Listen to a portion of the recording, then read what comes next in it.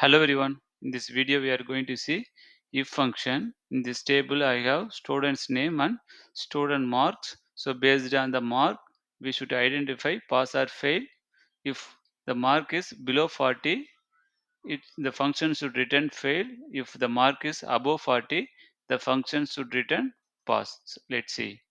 Put equal if open bracket, select the mark greater than 40, comma, if the mark is greater than 40, the function should return pass.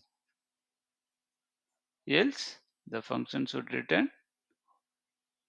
fail. Closed bracket, enter. So here the mark is 78. So the function returned as pass. I am going to copy and paste into the rest of the cells. So here you can see 35. The mark is 35. So the function returned fail. Here you can see the mark is 36, so it's failed. The rest of the marks are pass. So this is how we should use if function. Thank you for watching.